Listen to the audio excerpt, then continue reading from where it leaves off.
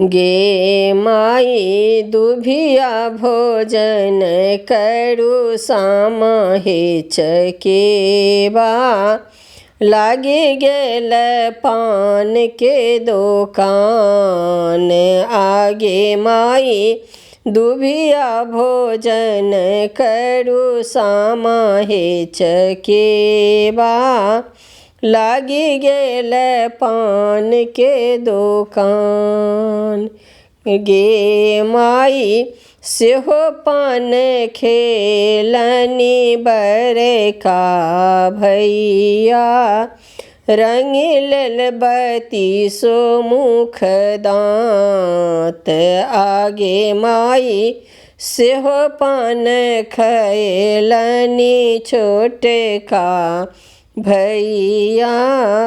रंगिल बत्तीसो मुख दांत गे माई दुभिया भोजन करू सामहे चकेबा।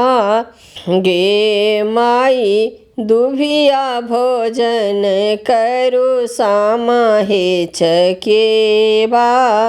लागी गेल सिनुर के दुकान गे माई दुभिया भोजन करू सामहे चकेबा।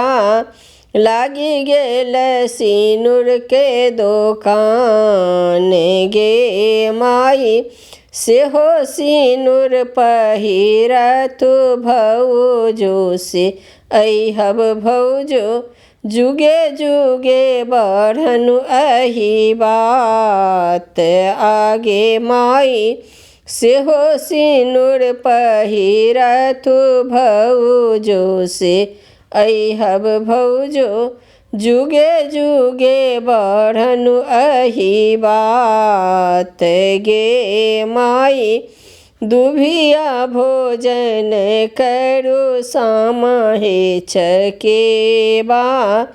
लागी गेल टिकुली के दुकान गे माई दुभिया भोजन करू सामहे चकेबा। लागी गेल टिकुली के दुकान माई सेहो टिकुली पहिरतु बड़की बहिनो।